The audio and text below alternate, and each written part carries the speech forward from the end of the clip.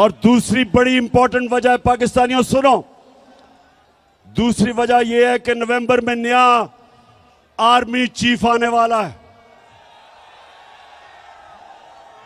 और ये दोनों जरदारी और नवाज शरीफ, इनकी पूरी कोशिश है कि ऐसा आर्मी चीफ आए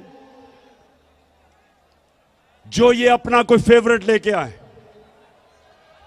ये अपना आर्मी चीफ लाना चाहते हैं क्योंकि पैसा इन्होंने चोरी किया हुआ है।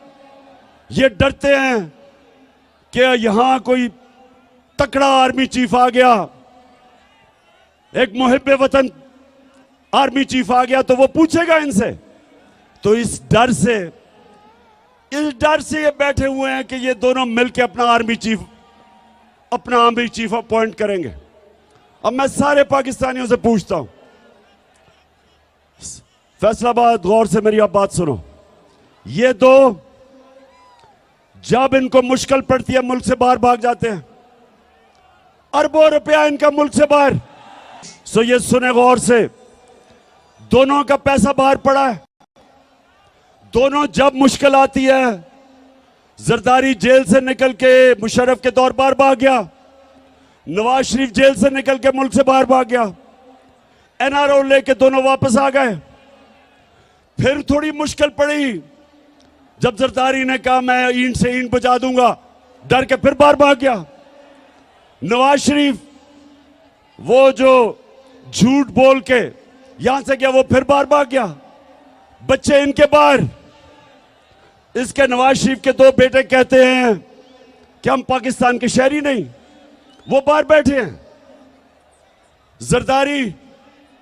जरदारी वो आदमी है जिसने मेमो गेट के अंदर अमेरिकनों को कहा था, हुसैन हुकानी को उसने भेजा, एडमिरल मलन को, कि मुझे पाकिस्तानी फौज से प्रोटेक्शन चाहिए। ये सुने जरा, उधर नवाज शरीफ डॉन लीग्स में हिंदुस्तान को कहता है कि हम गवर्नमेंट तो चाहती है लेकिन फौज दहशतगर्दी नहीं रोक रही। ये डॉन लीग्स में कहता है। बरका दत्त को मिलता है, बरका दत्त लिखती है सार्क कॉन्फ्रेंस काठमांडू में, ये छुप के नरेंद्र मोदी से मिलता है अपनी फौज से डर के। अब ये दो लोग, पैसा इनका बाहर पड़ा, जो वहां की ताकतें जो इनको लेके आई, जिधर इनका पैसा पड़ा, ये उनके गुलाम हैं। तो मेरा सवाल ये है कि क्या आर्मी चीफ उनसे एनओसी लेके बनाएंगे? ये मैं सारी कौम के सामने समझता हूं कि ये सिक्योरिटी रिस्क है। ये दो वो लोग हैं जो मुल्क के गद्दार हैं, पैसा बाहर, इंटरेस्ट बाहर, करप्ट। ये माजी में डॉन लीग्स और मेमोगेट, किसी सूरत इस मुल्क की तकदीर इनके हाथ में नहीं होनी चाहिए। इस मुल्क का आर्मी चीफ मेरिट के ऊपर होना चाहिए। जो सबसे मेरिट पे है उसको आर्मी चीफ बनना चाहिए। किसी की पसंदीदा आर्मी चीफ नहीं होना चाहिए, किसी का फेवरेट नहीं होना चाहिए। तो फैसलाबाद, अब मुझे पता है हिंदुस्तान का मैच शुरू होने लगा और पाकिस्तान का।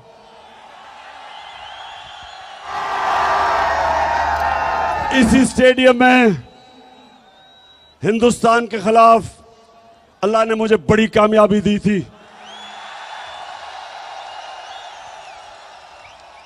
आज भी हम सोचते हैं कि हमारी इंशाल्लाह टीम अच्छी करेगी।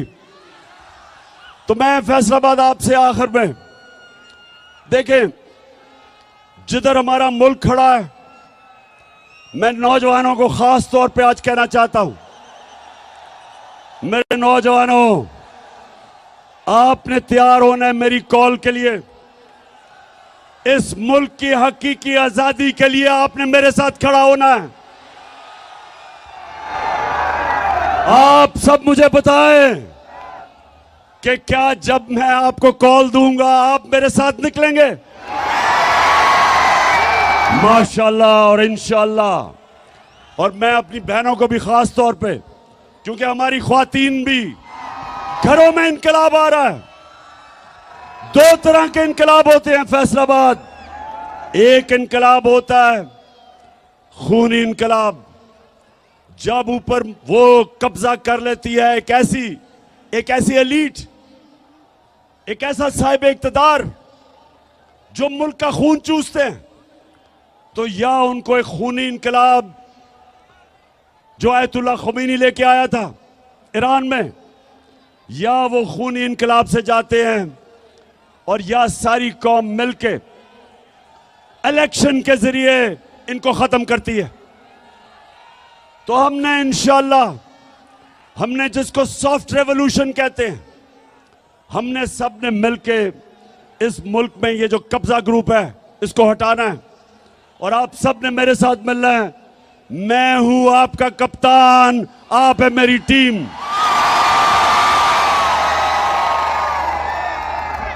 और फैसलाबाद इलेक्शन भी आ रहा है, यहां एक इलेक्शन भी है, आपको पता है लोटों का। इस फैसलाबाद में भी एक दो लोटे निकले हैं।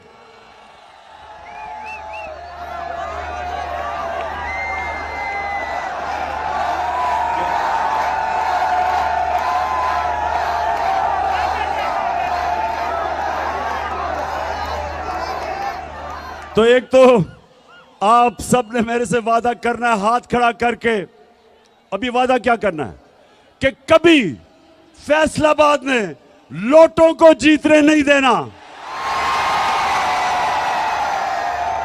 और इंशाल्लाह जो मेरा इलेक्शन है यानी 108 जो मैं लड़ रहा हूं यहां से, आपने सब ने मेरी टीम बन के पूरी कोशिश करनी है।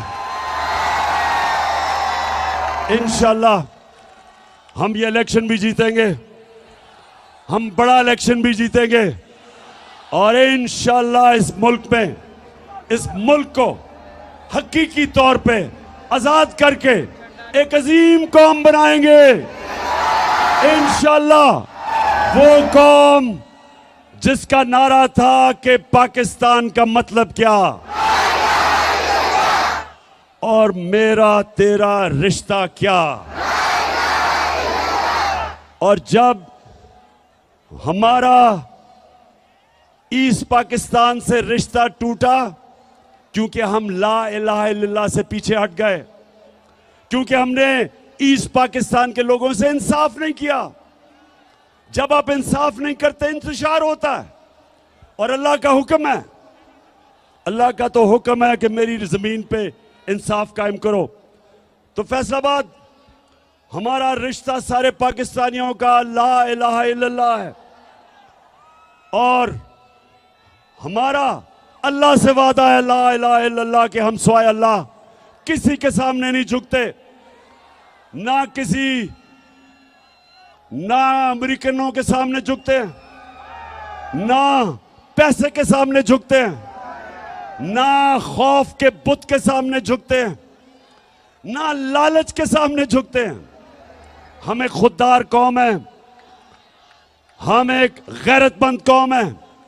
और इंशाअल्लाह हम एक दिन आएगा कि सारी दुनिया में हमारे हरे पासपोर्ट की इज्जत होगी। पाकिस्तान जिंदाबाद।